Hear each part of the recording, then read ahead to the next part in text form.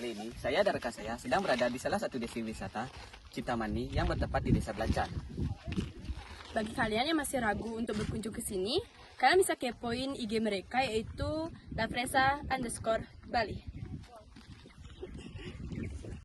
Baik, perkenalkan nama saya Niwayan Kemar Asudiasi dengan nomor absen 32.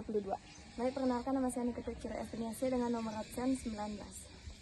Perkenalkan nama saya Niwayan Yanasari dengan absen 33. Perkenalkan nama saya Niwayan Chelsea Parisya, absen 28. Perkenalkan nama saya Eka Devito Pranyata Putra, nomor absen 15. Untuk Bapak, siapa namanya?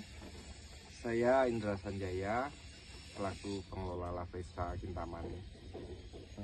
Kira-kira apa daya tarik utama yang paling disukai oleh pengunjung? Untuk daya tarik saat ini ya tetap komunitas utama kita stroberi. Jadi stroberi yang dicari, kemudian taman bunga.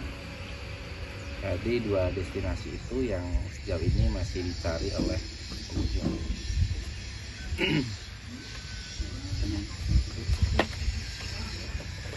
Kira-kira fasilitas apa saja yang tersedia di sini untuk wisatawan?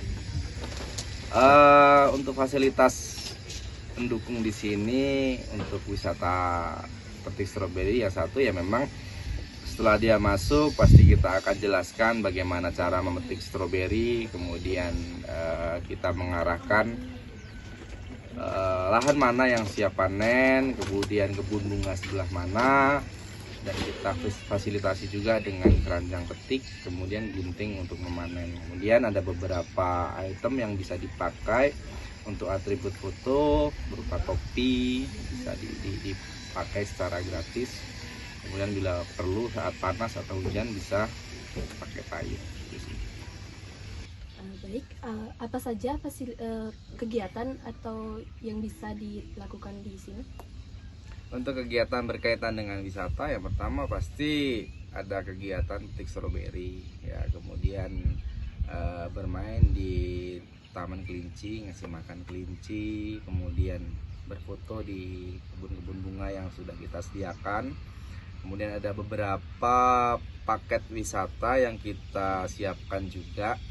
Jika memang konsumen mau ambil, kita ada paket agroedukasi namanya, dimana wisata itu bisa mendapatkan experience baru tentang budidaya tanaman stroberi.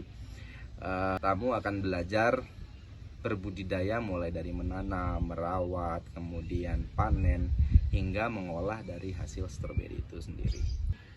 Kira-kira seberapa besar kontribusi tempat wisata ini terhadap ekonomi lokal di Blancan, di Desa Blancan? Saya akan tarik ke belakang bahwasanya sebelum saya membangun kebun Lafresa ini ada beberapa perjanjian yang kita sudah bikin dengan pihak desa.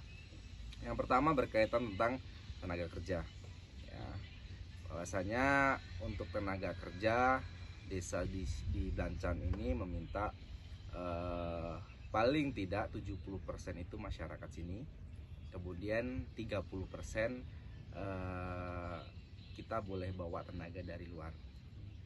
Ya, kalau berkaitan tentang masalah berkontribusi atau tidak, ya sejauh ini kita sudah berjalan 5 tahun dan masyarakat sini ada beberapa yang masih ikut kita selama 5 tahun itu sih. Jadi adakah rekomendasi waktu terbaik untuk pengunjung datang berkunjung?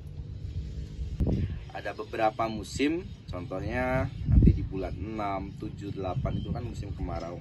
Nah, biasanya potensi stroberi berbuah banyak itu di bulan-bulan musim kemarau. Walaupun memang sepanjang musim kita berusaha selalu menyediakan untuk stroberi dan kebun bunga.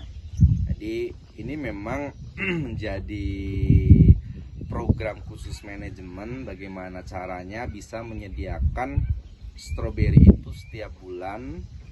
Kemudian taman bunga harus ada yang mekar setiap bulan. Jadi setiap pengunjung yang datang ke sini pasti masih bisa metik stroberi dan pasti masih bisa menikmati taman bunga.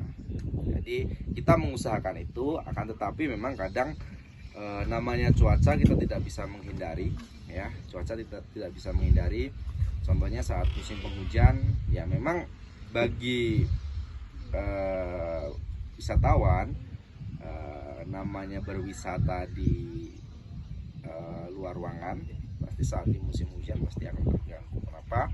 Karena ya kita bergelut di dunia pertanian dan pasti akan becek lah, kotor dan lain sebagainya. Ya itu memang kita tidak bisa menghindari itu. Jadi ya bukannya kita tidak merekomendasikan. Jadi kita dari manajemen sebetulnya selalu berusaha menyediakan buah stroberi yang setiap hari ada yang siap dipetik, ya.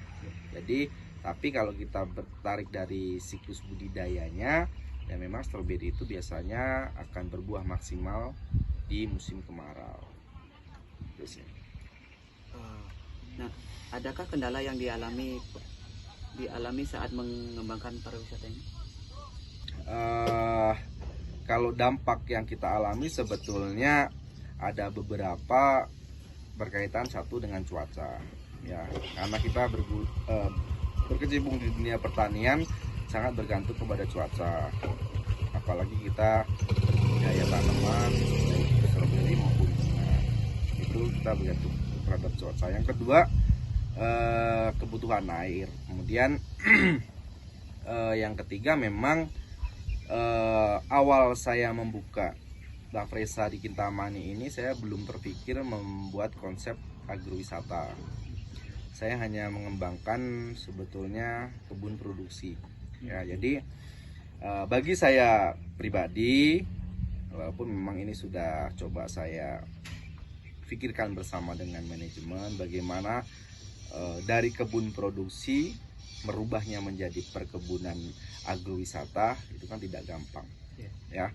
Jadi perlahan-perlahan kami harus belajar, ya problem pasti ada berkaitan tentang teknis SDM lah, budidaya lah, cuaca lah, kemudian finansial dan lain sebagainya pasti ada. Tapi dari situ ya kita bukan berarti saya menganggap itu suatu kendala, ya.